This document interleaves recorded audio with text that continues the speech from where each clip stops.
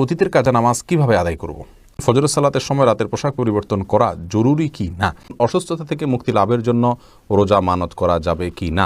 যে কোনো জায়গায় কি নখ কাটা যাবে? এশার নামাজের পর তাহাজ্জুদ নামাজ পড়ে থাকি, তা সঠিক কি না? মৃত বাবাকে স্বপ্ন দেখলে করণীয় কি? স্ত্রী প্রেগনেন্ট থাকলে স্বামী কোনো জীবজন্তু মারতে পারবে না।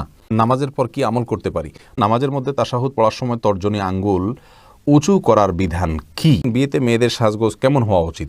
পর্দা সহকারে স্বামী স্ত্রীর ছবি একসাথে ফেসবুকে দেওয়ার কোনো নিয়ম আছে কিনা? বিলম্ব না করে চলুন আমরা চলে যাই আমাদের প্রশ্নোত্তরে সরাসরি। এরপরে জান্নাতুল ফেরদাউস আপনি জানতে চেয়েছেন অসুস্থতা থেকে মুক্তি লাভের জন্য রোজা মানত করা যাবে কি না। দেখুন, অসুস্থতা থেকে মুক্তি লাভের জন্য অবশ্যই আপনি রোজা মানত করতে পারেন।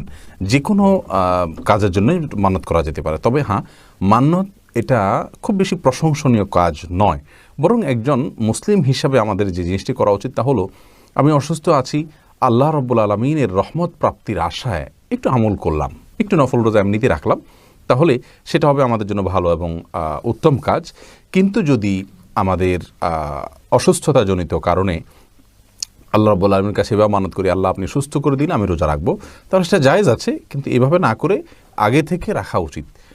মানত করে কোনো কিছু আদায় করা কেমন যেন আল্লাহকে শর্তের মধ্যে ফেলা, যে আল্লাহ এটা আপনি করে দেন তাহলে আমি রোজা রাখবো। তার চাইতে আগে রোজা রাখুন এবং রোজা রেখে আল্লাহর কাছে প্রার্থনা করুন যাতে আল্লাহ আপনাকে সুস্থ করে দেন।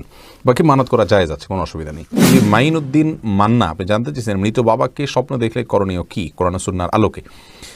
ভাই মাইনুদ্দিন, এ বিষয়ে আমাদের বক্তব্য আছে। মৃত আত্মীয় স্বজনকে স্বপ্ন দেখলে করণীয় কি আমাদের ইউটিউব চ্যানেল অথবা এই পেজে আপনি সার্চের ঘরে গিয়ে সার্চ করলে ভিডিওটি পেয়ে যাবেন। বিশেষ কোনো করণীয় নেই। আপনি তাকে দেখেছেন, আপনার তার প্রতি ভালো লাগা ভালোবাসা কাজ করছে, তার জন্য আপনি এই জন্য বিশেষ করে আল্লাহর কাছে দোয়া করুন, আল্লাহর কাছে চান, তার পক্ষ থেকে দান সাদকা করুন। বাস, নির্দিষ্ট করে কোনো কিছু করতে হবে এমন কোনো বাধ্যবাধকতা নেই। নাসিম আক্তার জানতে চেয়েছেন ফজরের সালাতের সময় রাতের পোশাক পরিবর্তন করা জরুরি কি না? না, এটা জরুরি না। তবে সালাতের জন্য সুন্দর এবং উত্তম পোশাক পরা উচিত, যেটা পরে আপনি সম্মানজনক কোনো সম্মানীয় কোনো জায়গায় যান।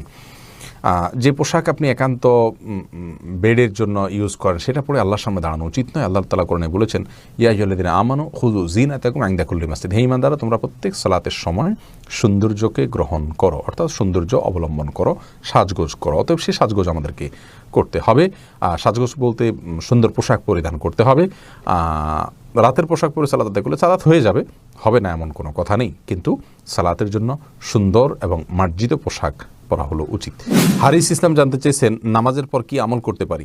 5 ওয়াক্ত নামাজের পর কিছু দোয়া নবী সাল্লাল্লাহু আলাইহি সাল্লাম থেকে বর্ণিত হয়েছে, কিছু জিকির বর্ণিত হয়েছে, ছোট দোয়ার একটা কার্ড আমাদের রয়েছে আসন্নাহ ফাউন্ডেশন থেকে, সেটা আপনি আমল করতে পারেন। এবং আপনার এই বিষয়ে আপনার বিভিন্ন রকমের বিভিন্ন ধরনের ফরম্যাটে আমরা এটাকে প্রচার করেছি আমাদের আসন্নাহ ফাউন্ডেশনের ওয়েবসাইটে। যদি যান www.assunnahfoundation.org, সেখানে আপনি এটার PDF ফরম্যাট পাবেন, সেখান থেকে আপনি পড়ে নিতে পারেন। রাসূল আকরাম সাল্লাল্লাহু আলাইহি ওয়াসাল্লাম সালাম ফেরানোর পরে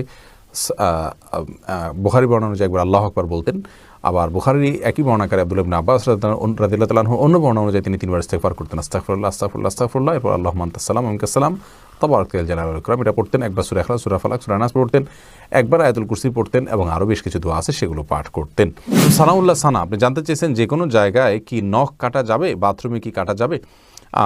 যে কোনো জায়গায় নখ কাটা যাবে কি না, শরীরের একটা অংশ নখ, অতএব বাথরুমে নখ কেটে ফেলে দেয়া এটা উচিত নয়। এটা এক প্রকার আপনার নখের বা নিজের আল্লাহ সৃষ্টি নিজের শরীরের প্রতি এক প্রকার অসম্মান প্রদর্শন করা, যার কারণে এটা অনুচিত। যদি কেউ আপনার নখ কাটেন এরকম কোনো জায়গায়, তাহলে সেক্ষেত্রে তার জন্য উচিত হলো সাবধান থাকা। নখ কাটলে সেই নখটাকে কোনো মাটিতে পুঁতে ফেলা অথবা এমন কোনো জায়গায় ফেলানো যেখানে মানব দেহের অসম্মান না হয়, সেদিকটা খেয়াল করা উচিত। বাস এটুকু খেয়াল করে আপনি যে কোনো জায়গায় কাটতে পারেন। শেখ সোহানুর রহমান জানতে চেয়েছেন নামাজের মধ্যে তাশাহুদ পড়ার সময় তর্জনী আঙ্গুল উঁচু করার বিধান কি? এটা সুন্নাত, কেউ না করলে অসুবিধা নেই, নামাজ হয়ে যাবে, কিন্তু সুন্নাত বা মুস্তাহাব। অর্থাৎ আমরা যখন তাশাহুদ পাঠ করব তখন আমরা তাশাহুদের মধ্যে মূলত সাক্ষ্য দিচ্ছি আল্লাহর একত্ববাদের, রাসূল আকরাম সাল্লাল্লাহু আলাইহি ওয়াসাল্লামের রিসালাতের। তখন আমরা আঙ্গুল উঁচু করে মুখের সাক্ষ্যটাকে আমার আঙ্গুলের সাথে আমার আচরণের মাধ্যমে আমি মিলাচ্ছি। অর্থাৎ আমি মুখে বলছি আল্লাহ ছাড়া কোনো সত্যিকারের মাবুদ নাই সাক্ষ্য দিচ্ছি, মুহাম্মদ সাল্লাল্লাহু আলাইহি ওয়াসাল্লাম আল্লাহর রাসূল সাক্ষ্য দিচ্ছি, আবার তার সাথে আমি আঙ্গুল উঁচু করে আমি সাক্ষ্যর সাথে ওইটাকে আমি মেলাচ্ছি। তো এটা জায়েজ, এটা মুস্তাহাব, করা উচিত। যদি কেউ না করেন নামাজ হয়ে যাবে। এরপরে সাইদুল ইসলাম ইমরান আপনি জানতে চেয়েছেন পর্দা সহকারে স্বামী স্ত্রীর ছবি একসাথে ফেসবুকে দেওয়ার কোনো নিয়ম আছে কিনা। দেখুন, মা বোনদের ছবি বোরকা যদি আবৃত থাকে এবং সম্পূর্ণ পর্দা বোঝা যায়, শরীরের কোনো অংশ বোঝা না যায়, তাহলে সেক্ষেত্রে এটা ফেসবুকে দিলে গুনাহ হবে না। বাকি এ ধরনের প্রবণতা খুব বেশি ভালো নয়, যে পরিকল্পনা করে স্ত্রীর ছবি দেওয়া। সেখান থেকে যাদের অন্তররোগ রয়েছে তারা বাজে চিন্তা করার সুযোগ তারা পাবে। এরপরে সুমান আহমেদ জানতে চেয়েছেন বিয়েতে মেয়েদের সাজগোজ কেমন হওয়া উচিত। সাজগোজের ক্ষেত্রে বিশেষ কোনো বিধিনিষেধ নাই যে এর বাইরে চলতে পারবে না, এভাবে হতে পারবে না। এক নম্বর কথা হলো ফাসেক, ফাজের এবং পাপিষ্ট মেয়েদের সাথে যেন সাদৃশ্য না হয়, সে বিষয়টা শুধু খেয়াল করবে মৌলিকভাবে। সেই সাথে অপচয় যেন না হয় খুব বেশি, সেদিকটা খেয়াল করবে। আর তার সাজগোজটা এমন না হয় যে এর কারণে তার সালাতের অসুবিধা হয়। অনেক মেয়েরা মেকআপ করেছেন, এখন অজু করবেন, অজু করতে গেলে মেকআপ তাকে রিমুভ করতে হবে, সেটা রিমুভ করলে তার সৌন্দর্য নষ্ট হয়ে যাবে, তো সেই জন্য তিনি অজুও করছেন, নামাজও পড়ছেন না। এরকম যদি হয় তাহলে সেটা গুনাহ হবে। এগুলো যদি না হয় তাহলে সেক্ষেত্রে সাজগোজে কোনো বিধিনিষেধ নেই।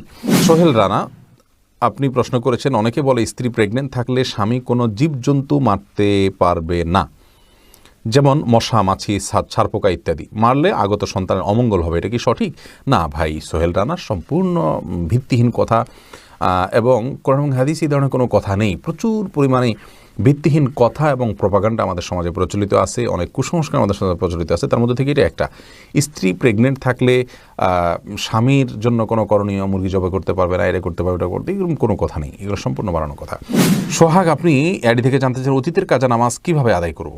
আপনি চেষ্টা করবেন এক ওয়াক্ত করে পড়ার, এবং যেটা আগের সেটা আগে, পরেরটা পরে, এরকম করার চেষ্টা করবেন। একাধিক ওয়াক্ত গেলে নিয়ত করবেন যে প্রথম যে ওয়াক্ত বাকি আছে প্রত্যেক নামাজে প্রথমটা নিয়ত করবেন। কারণ কথার কথা আপনার 10 ওয়াক্ত জোহর গেছে কাজা, তাহলে আপনি প্রথম জোহর যেটা আমার কাজা রয়েছে এরকম নিয়ত করবেন, এরপরেরটাকেও প্রথম নিয়ত করবেন। কারণ হলো একটা যখন পড়ে ফেললেন তাহলে পরবর্তীটা প্রথম হয়ে গেল। এভাবে প্রত্যেকটাকে আপনি প্রথম নামাজ এই নিয়ত রেখে সালাত আদায় করবেন। এরপরে আবু তাহের খান আপনি আইডি থেকে জানতে চেয়েছেন আমি প্রবাসী, এশার নামাজের পর তাহাজ্জুদ নামাজ পড়ে থাকি, তা সঠিক কি না।